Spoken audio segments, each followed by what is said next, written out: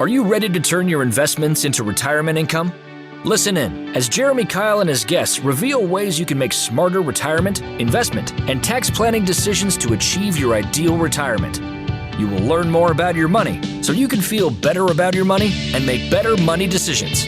Now, on to the show. Welcome to Retirement Revealed. I'm your host, Jeremy Keil, and we're here to turn your retirement savings into a consistent income. Today, we're talking with Bobbi Rebell about launching Financial Grownups. I just met Bobbi at a financial conference, and she was instantly helpful, instantly personable, instantly vulnerable. There's just no facade. You're an open book, Bobbi, which is maybe why you chose to write a book. So, Bobbi, welcome to the show. Thank you so much for having me. Yeah, I'm very happy about launching Financial Grownups. It's actually my second book. So now I feel like I'm a real author. I feel kind of legit. Still a lot of imposter syndrome going on, but 2 books. So I'm excited about that. Yeah. And well, you're a legit author for sure, because this is not even self-published, which is the big thing these days. You've got a publisher. You're legit.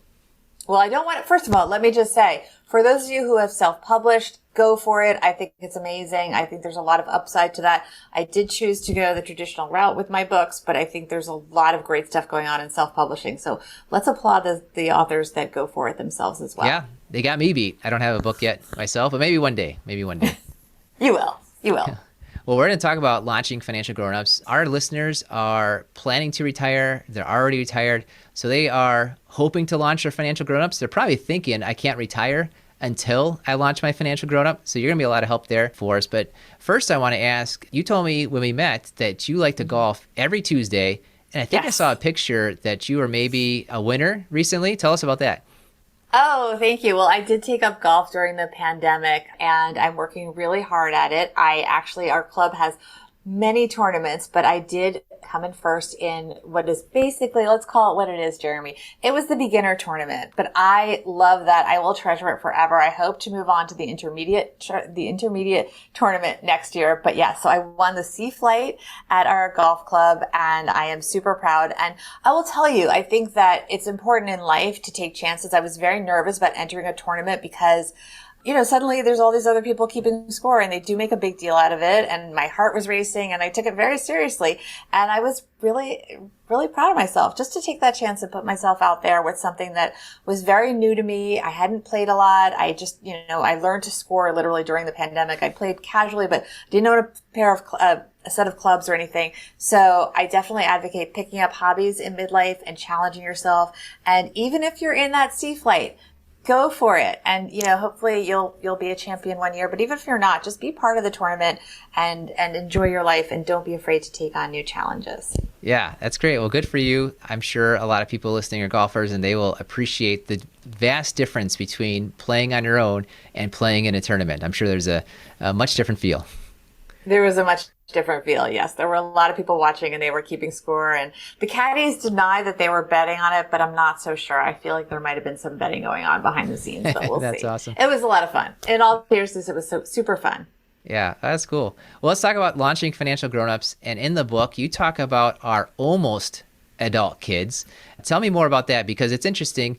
You mentioned that you bought your first home at 23. You're investing since you're a teenager. Myself too. I started investing in an S&P 500 index fund with a Roth IRA when I was 19 years old.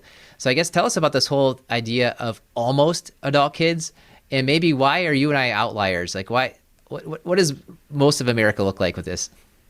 Well, I don't know that we're outliers. I think we don't give a lot of people enough credit because I do think people do really try their best. And I think many people are well-intentioned and not everyone has. I know in my case, I did have a lot of advantages in that I did not have college debt and I was able to live with my parents while saving up for that home. And that's something that I passed on to our oldest child who is featured in the book and bought her first home at age 24. And that sort of frames the story around the book. And I will say, you talked about getting a traditional publishing deal. When I got the initial deal with my publisher, Wiley, who's been great, we didn't know how the story would end. We knew that she was living at home during the pandemic, saving up to buy her first home. And we were doing a lot of things to help her in terms of monitoring what she was doing and doing check-ins. And she had a whole Excel spreadsheet of, how her progress was going. But we didn't know how it would go. And she did. I'm so proud of her. She did succeed.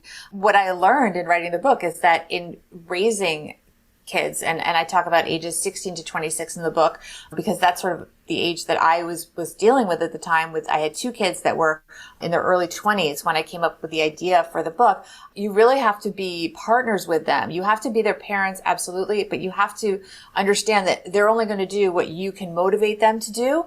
And that's something really important. I know you've had Dr. Daniel Crosby on your podcast, and he talks about motivation so much. And that's something very personal that is unique to each person. And you can't necessarily tell them their goals. So the oldest child, her goal was very much to own her own home. And she even backed into that by choosing a career that would pay more than her first idea for a career, just to get to that goal and not feel financially pinched. That was something that was super important to her. Kid number 2 just moved home after college. We're not sure what his housing situation will be long term. As we record this, he actually just started. We're so proud of him. His first day of work at his first job. And he's not sure that he wants to stay in the New York City area. So his first financial big goal is not necessarily to buy a home. So all this to say, when you're dealing with almost adults, you got to listen to them and focus on their goals, and then be a parent or a grandparent or just an adult that cares about them and help them get to their goals. Yeah, and you said almost adults, and you mentioned too the psychology, the brain science behind it. Mm-hmm. Like, their brain isn't fully formed till 25. Mm-hmm. So when you're 22-year-old, when you're 12-year-old, when you're 18-year-old is acting not like an adult, you can't blame them. That's just how their brain is set up. And so it's nice and kind of forgiving, I think, how you mentioned that and go through that in the book too. And you said modeling some financial, I guess, financial good stewardship, good ways to go about things. But you also talk a lot of listening, right? Less telling, more showing, more modeling, more listening. Tell us about that. I love that question, Jeremy. Thank you. It's really important that sure, you can be friendly with your children, but remember that you are their parent, but you're not their parent the way you were when they were younger. You have to change the way that you approach them. And again, every child, every situation is going to be different. You have to adapt this to what works for you. But what I've found is that you have to listen to them and what their goals are first, and then work backwards and make sure that they know you're not going to judge them if they come to you with questions. So just this week, as my son was getting ready for this first job, he came to me, and I was so happy when he's filling out those HR forms. And we had to discuss, what does this form mean? What does this form mean? And I made sure to show him that I knew most of the answers, but not all of them. I said, I'm not sure what they're asking there. Let's Google it together, so that he knows that you don't necessarily know everything, but you're going to be there to help him figure out what it is and then decide what the best course of action is for him. So for example, if they're offering health insurance, well, he's currently still able to be on our plan. He's 23 years old. He just turned 23. So he can still get health insurance with us, but he's being offered health insurance. So let's discuss this. And what I love about the concept of launching Financial Grownups is this is real world decisions. It's so important when kids are under 16 to be doing these things as exercises. They can be real, of course, in some cases, but very often you're teaching them the idea of something, right? You're saving for something, but you're not necessarily filling out HR forms with them. You're not necessarily making sure that if they get into a rental apartment, they have the right insurance. When you're dealing with kids that are, or almost adults that are in this age range, 16 to 26, it's happening. This is the time that life is actually happening, but you're still their parent, and it's important that you be there to guide them and not judge them so that they keep coming back to you. If you judge them, they won't come to you. They'll either try to figure it out themselves, and that might work out, or it might not. Or they'll come to somebody who may or may not have the right answers, right? We know that if they go to their friend and say, hey, should I pay off my, it may not be this direct, but let's just make it an obvious example.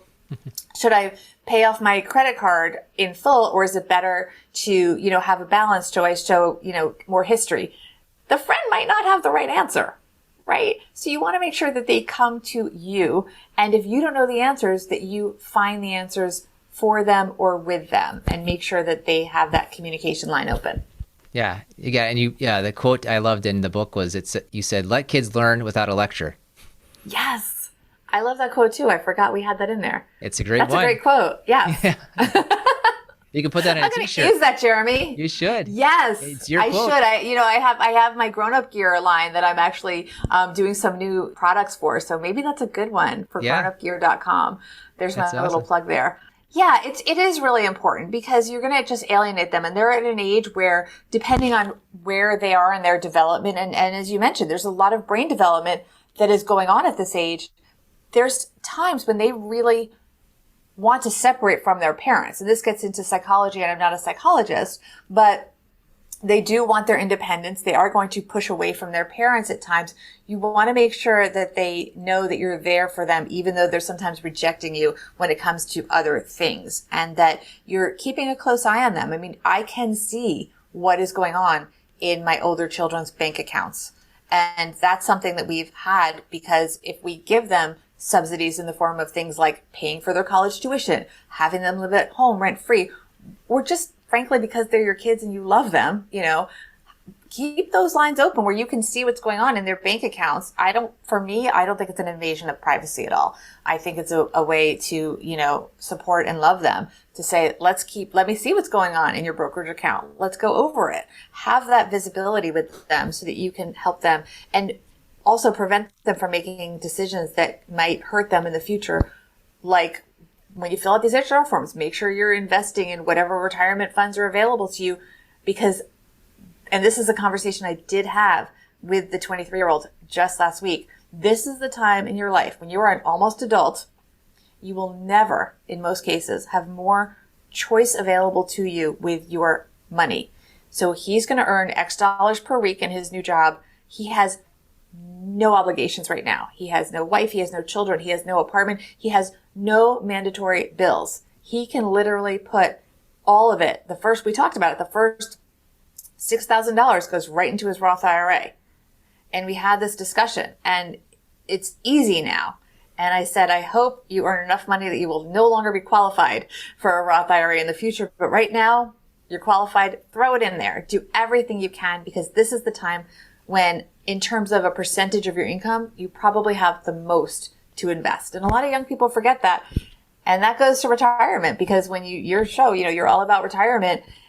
Hopefully people come out. It's like the middle years, and my husband and I are sort of getting out of this, where we're sort of winding up the tuition and college and all that, and we're moving into an empty nest phase. We now suddenly have more disposable income to invest, but it's not going to go as far as the money we put in our 20s. Yeah, that's right on. And you're, of course, guiding them, you're educating them. Now, something you mentioned, and I want to talk about this, of how do you actually do this? Because you talk about these helicopter parents. I'm probably more of a helicopter parent. And then you get to the point where the kids get older, and you said helicopter parents are turning into concierge parents. So how do you guide them? How do you have access to their bank account and not be quite so helicoptery, not be so concierge-like, but still have like the right level of connection? I love that question. So having the information and keeping tabs on them as needed is very different from proactively solving their problems with money.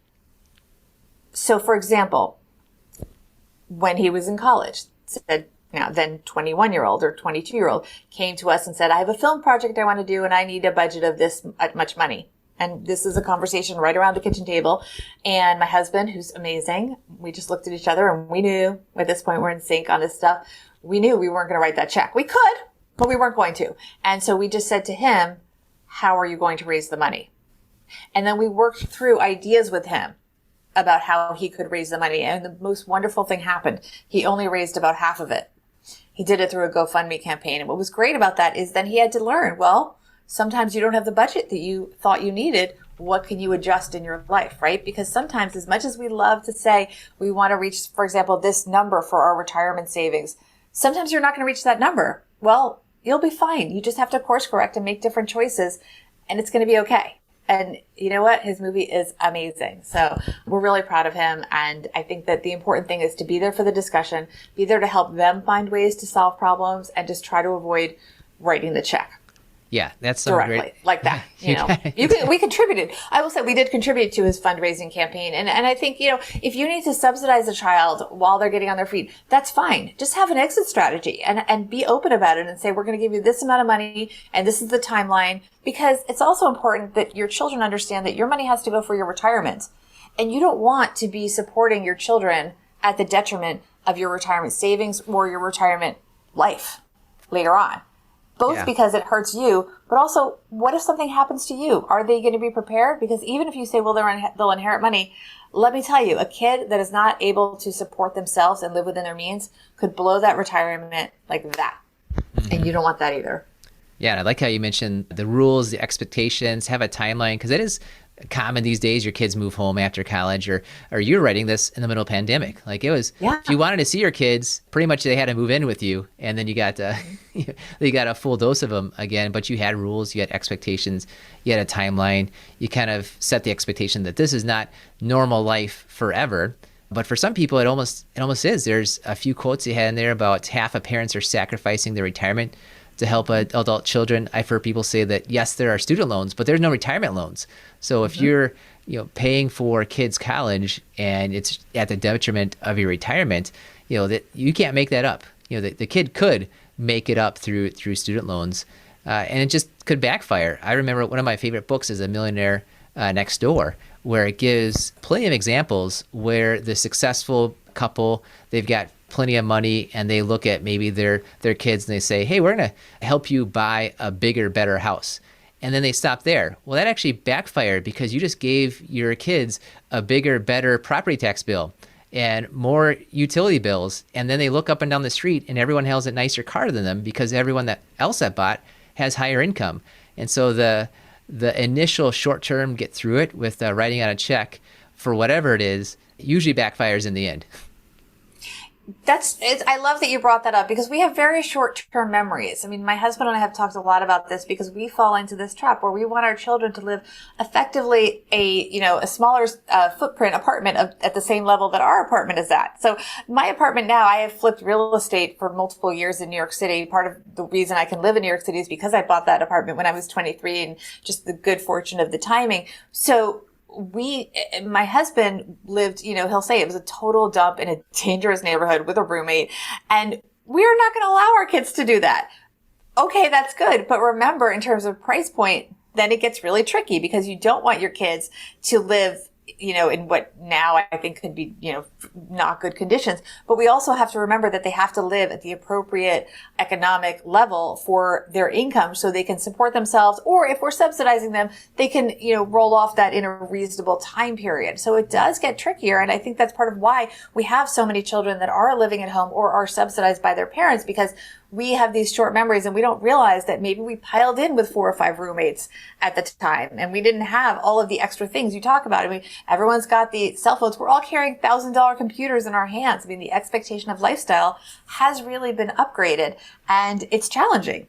And so it's really important as parents that when your kids, for example, ask for a recommendation for where to go to dinner, don't pick the most expensive place. Don't pick necessarily where you can now afford to go.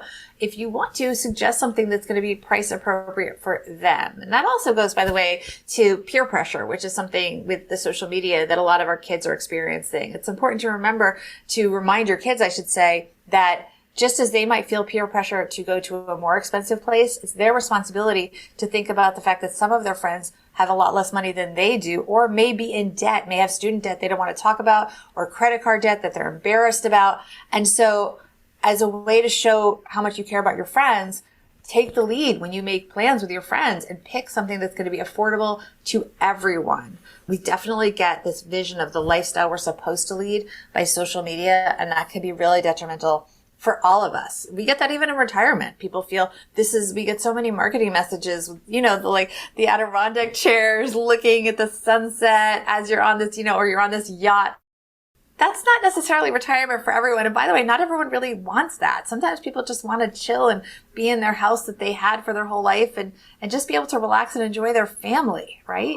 So we have to be very careful not to set ourselves up or our children up for financial expectations that nobody necessarily needs or wants. It's Jeremy Keil here, and I know you're listening to the Retirement Reveal podcast because you want to learn more about making great retirement decisions. I've created a free video course for you to do just that. Head over to 5stepretirementplan.com and sign up to receive this video training right in your email inbox. We broke down our 5-step retirement plan into bite-sized videos so you can get started on the retirement, investment, and tax planning you need to create a consistent retirement income. Go to 5stepretirementplan.com, use the number or spell it out. You'll get there either way. 5stepretirementplan.com. Thanks for listening, and now for the rest of the show. Yeah, I like how you're talking about the financial expectations, kind of the two ends of it, of if you are in a group that has higher financial expectations than you, because maybe you make the same salary, but they're just spending all your money and you're saving all the money. Like, you should have the guts to say, I'm not going to go to this restaurant or on this vacation. It's going to be tough, but Yeah. you'll need to do that. And then the opposite too. If you are blessed and fortunate, maybe you got an inheritance, maybe you saved when you're 20 and your friends didn't, and now you're 40, now you're 60, maybe you realize not everybody can drop the level of money that you can on a certain vacation or a certain restaurant. And so if you're trying to include all the friends in there, you've got to adjust and be aware of the different expectations people have. Yeah, because there's all these studies that show that really what makes us happy is being with our friends and family and people that we care about. And that's what's important. And I know even my husband and I, so we crossed 50 and we're now starting to think, and as I mentioned, we're newly empty nesters. Our youngest is now out at school, and we're starting to think about where we want to be in retirement. We don't necessarily want to give up the home that we're in right now, that our children grew up in, but we do want to have a home, probably in Florida. And one thing that we're considering is we want to make sure that we are not at a place where we stretch to buy and we feel like everyone around us is at a different economic level than we do. So, that's another thing with retirement is don't set yourself up for feeling bad about whatever amount of money you have. You generally are going to be happier if you are in the right place. You can always change in the future, but I think it's important to not feel that peer pressure, because as much as we think we outgrew it in middle school, I think we all have a little bit of FOMO sometimes when it comes to money. And it's just not fun. If all your neighbors are going to something that is just way out of your price range or your budget, you're going to want to go, and you have no good decisions. If you don't go, you feel bad. If you go, you blew your budget. So don't set yourself up for, just chill. Yeah, you Just get to it. be happy. Well, and one thing that is a pet peeve of mine is people say, oh, it's harder these days, it's different these days. And I think it's just different challenges, kind of to the same level. But something that is different, for the first time since, 10,000 years or so, like, there's a thing called digital money. Like, it is harder to teach your kids about money when they never see dollar bills. How do you go about teaching your kids, your grandkids about money when you use your phone, use your credit card, the box from Amazon just shows up? Like, there's no check writing anymore. I remember going to the grocery store with my mom growing up, and she would write out a check every time. Like, I realized that there's money involved with that, and grandkids, they just don't realize that. How can we combat that? Such a good question. I would focus on the positive elements of it, because we can't change it, as you said. And that is that there's a digital paper trail, or is that the right word? Guys, we can't really say paper. But so, That's right. For example, with my 15-year-old who is away at school right now, I can see everything he buys. So we have discussions. So rather than put him on an arbitrary allowance, and of course, since he's not living at home, I can't be like, you pay this if you make your bed or whatever it may be. And by the way, that always backfired anyway, but that's a tangent. Always, if you give your kid allowance, make sure any conditions or things they actually want to do, because sometimes, or that they actually need the money for something, because that backfired. We offered him an allowance, and he had to do certain things, but he wasn't materialistic. He didn't really need to buy anything. And so he just was like, okay, great. That means I don't have to make my bed.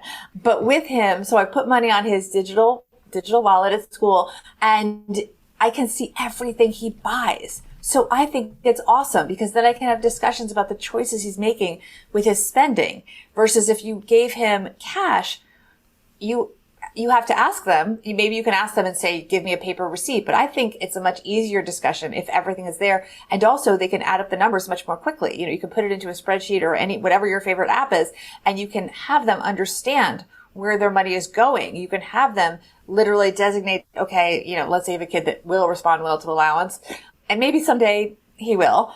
But as I said, he's just not materialistic. For now, we're working on it. But, and by the way, another tangent, that I just want everyone to know. See, I'm struggling too. You can go through things. You can make a pie chart and say, okay, let's focus on putting this much into saving, this much you're going to give to charity, this much you're going to do investing. We're going to talk about stocks and so on. And I think it really opens up the door for a very tangible discussion, and also for a lot of visualization, because sometimes kids, depending on how they learn, can learn better with a real visualization. So I'm going to go with the digital is good, especially given that it is what it is and there's no going back.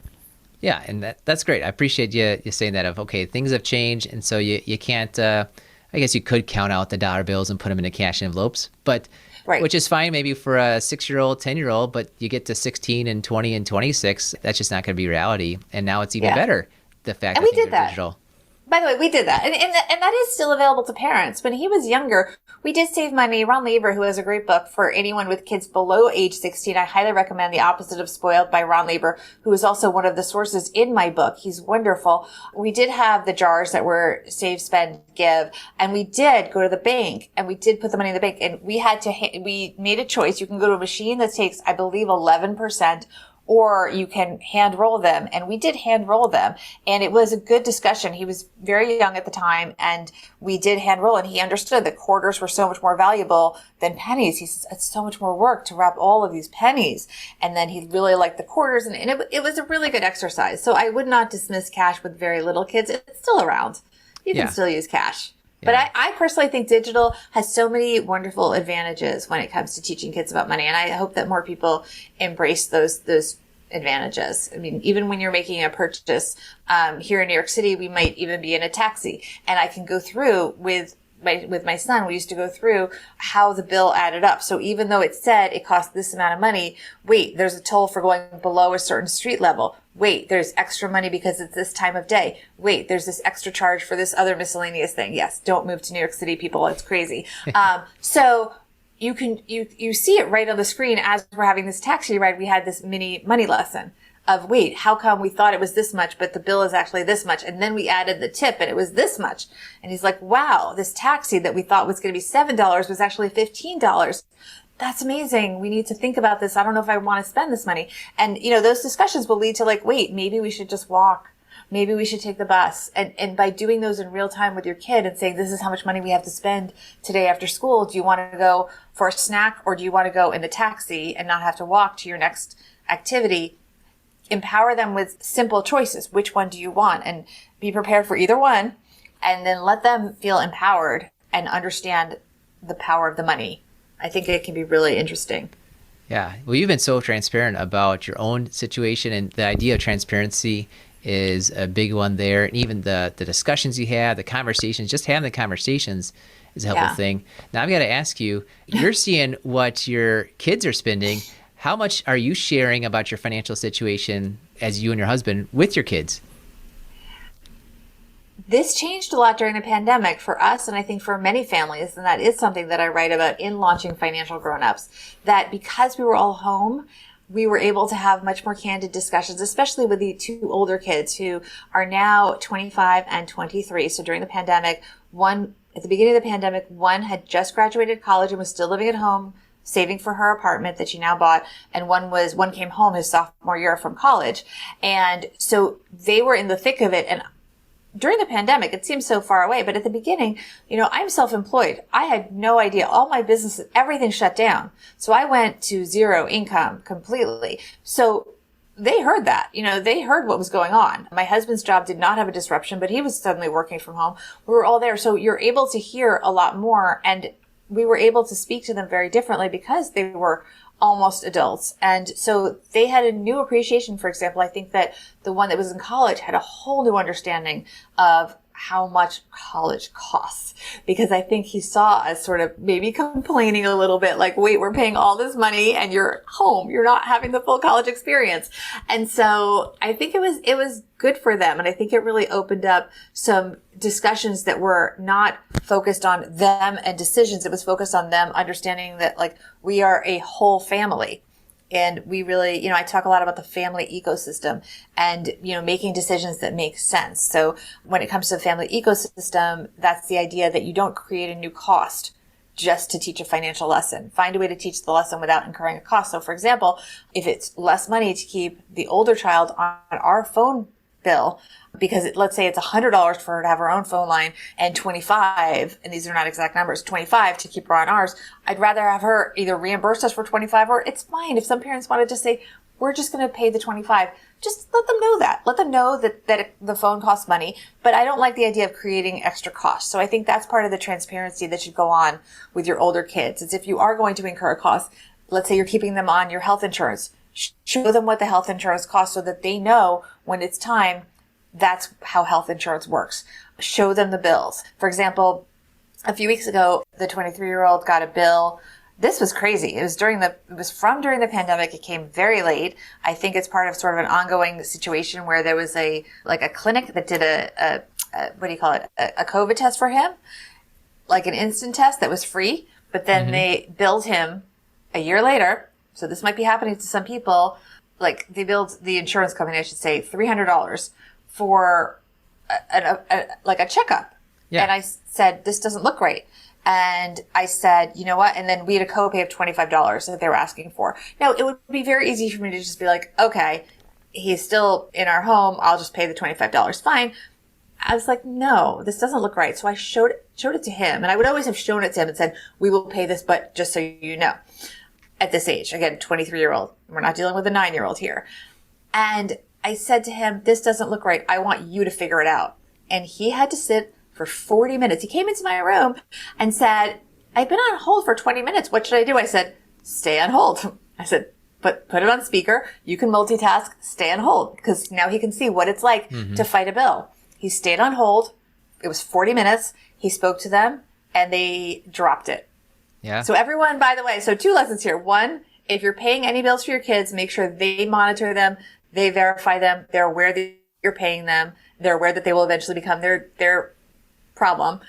But also teach them to be advocates for themselves. Teach them to question those bills, because I don't think that charge was okay. He did not have, in my mind, a bill. An exam. They might have said, let's just take your blood pressure, so that technically they could bill the insurance company for a full appointment. But I feel really good about the fact that he now learned in real time, from real experience, I should say, to question bills and not just pay them. Even if they seem small to you, those $25 really add up. I don't think that's so small, frankly. And I don't like the fact that they billed us, and he fought it, and I'm proud of him. And I think it was a great lesson for him to learn not to just pay your bills. And you should automate certain bills, but look at them. Yeah. Always look at your bills. Well, that's great advice. And you definitely gave us a lot of different tips, tricks, I'd say. Not tricks, because it's a lot of hard work. It's not a trick. It's a lot of hard work. And showing us ways, like, how can you help your kids, your grandkids make these big money choices? So I enjoyed every part of the book, because I was going through all those different areas. I hope it came through that this is not about sitting them down and giving them like a 1-2 lecture on here's how to be a financial grown-up. It's really about the everyday. And I've really tried in this interview to give people very specific examples, none of which are in the book because they just happened.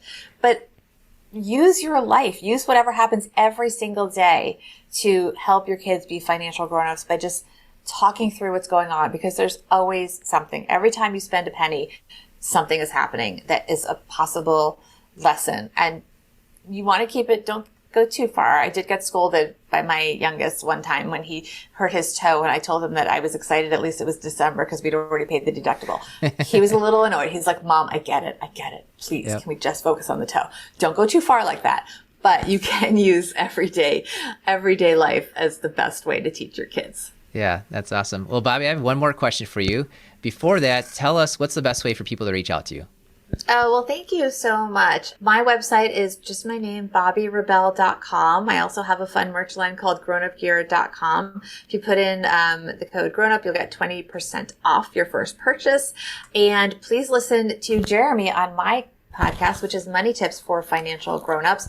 And I hope you check out Launching Financial Grownups. And also my previous book is How to Be a Financial Grownup. And that's for the almost adults directly. That's for them.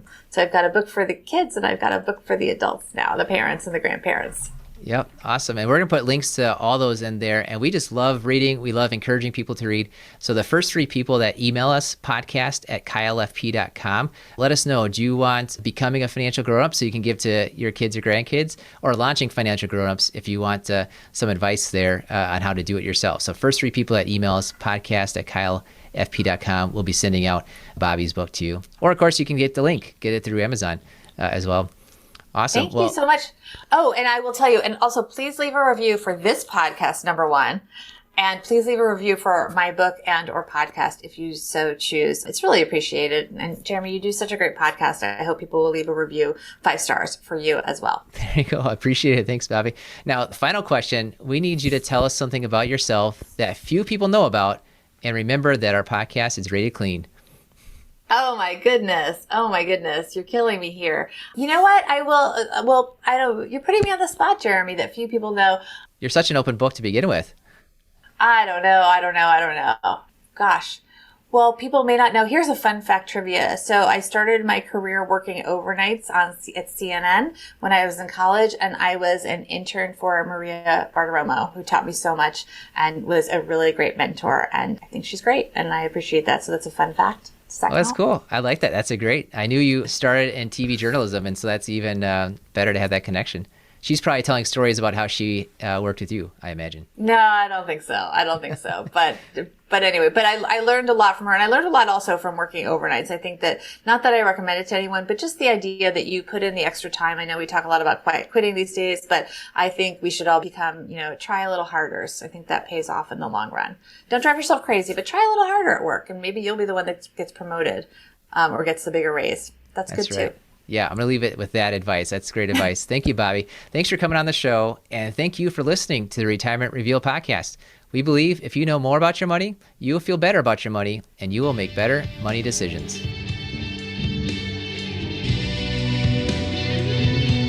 Thank you for listening to the Retirement Revealed podcast. Click on the subscribe button below to be notified when new episodes become available. Visit retirement-revealed.com to learn more. The information covered and posted represents the views and opinions of the guest and does not necessarily represent the views or opinions of Keil Financial Partners. Keil Financial Partners does not provide legal, accounting, or tax advice. Consult your attorney or tax professional. Representatives have general knowledge of the Social Security tenets. For complete details on your situation, contact the Social Security Administration. Keil Financial Partners is a part of the Thrivent Advisor Network, a registered investment advisor. The content has been made available for informational and educational purposes only. The content is not intended to be a substitute for professional investing advice. Always seek the advice of your financial advisor or other qualified financial service provider with any questions you may have regarding your investment planning.